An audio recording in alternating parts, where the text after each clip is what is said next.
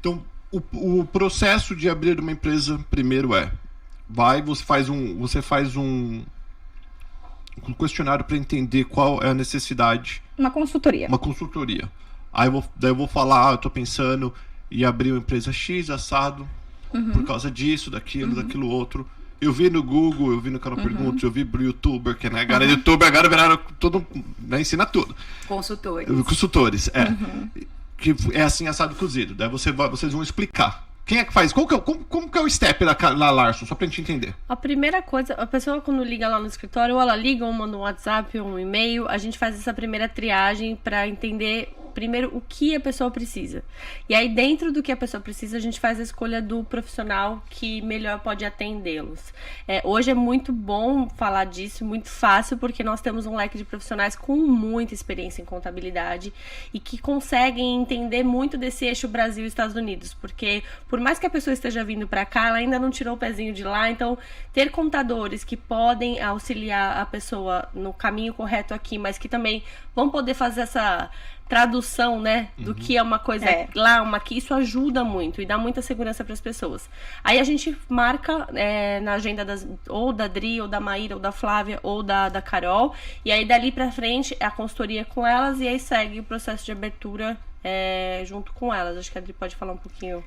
Em relação a essa questão da consultoria, normalmente o cliente, principalmente o cliente brasileiro, ele tem muita dificuldade em relação à questão de nomes, em relação à questão de como é que funciona aqui. Então, como a gente tem esse conhecimento do Brasil, a gente consegue explorar muito bem isso e equiparar muito bem para o cliente o que é o income. O income para nós é muito simples. Income é receita, só que para o brasileiro o income income, o que é? Ele vai traduzir, vai jogar, ele não sabe o que é. O IA number, o que é um IA number? Então, a gente faz toda essa equiparação em relação ao Brasil. É óbvio que quando o cliente entende de empresa no Brasil, para nós é muito mais interessante, porque a gente consegue fluir muito mais rapidamente na classificação para ele de tudo como é que funciona aqui, tudo como é que funciona no Brasil. A gente equipara muito o tipo de empresa aqui ao tipo de empresa no Brasil. Então, quando a pessoa é empreendedor realmente no Brasil, já conhece os steps, já conhece como é que funciona no Brasil, para nós é muito mais simples. E como a gente tem esse conhecimento do Brasil, fica muito mais simples também a gente explicar o que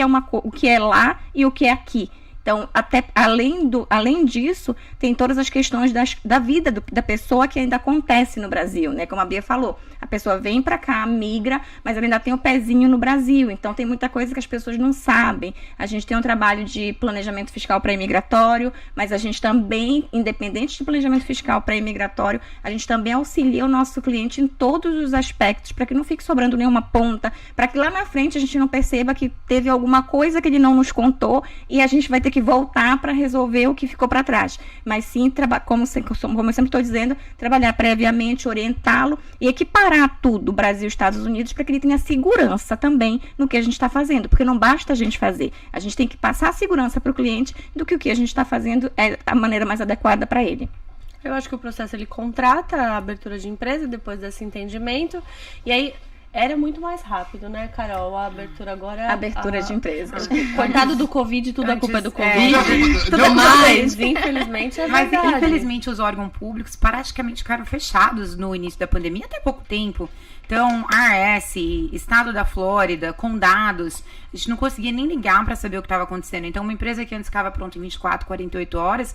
A gente tem histórico de empresas que demorou quase 90 dias para sair o CNPJ, que é o IAN. A Flórida está bem rápida agora, né? Ela está analisando o início do mês. Outros então, são 15 dias. Em outros estados também está super rápido. Mas atrapalhou bastante o nosso processo de abertura de empresa. Por isso que é importante que aqueles que queiram abrir uma empresa aqui, que já antecipem, porque às vezes o cliente liga e fala, tô fechando uma casa semana que vem, consegue abrir empresa? Não depende de mim, Nossa, depende tá do estado assim? Tá demorando.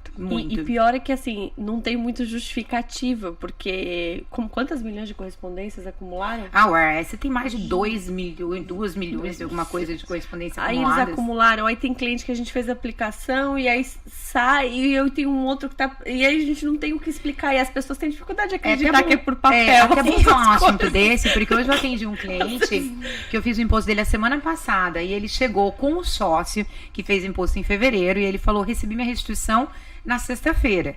Então, eu estou esperando e dando como prazo para todos os clientes 30 a 45 dias. Só que nós temos clientes desde fevereiro, de março, esperando. Sabe por quê, Paulo? no início do tax season, o Biden mudou a lei. Então, todos aqueles formulários, o programa que estava preparado para uma legislação, teve que parar tudo, desligar todos os computadores, religar no dia seguinte, agora entrou em vigor a lei nova. Então, todos aqueles impostos processados antes da nova legislação são os que estão enrolados, estão parados, estão sofrendo ajuste. Por exemplo, seguro-desemprego, que era tributado, agora tem uma isenção.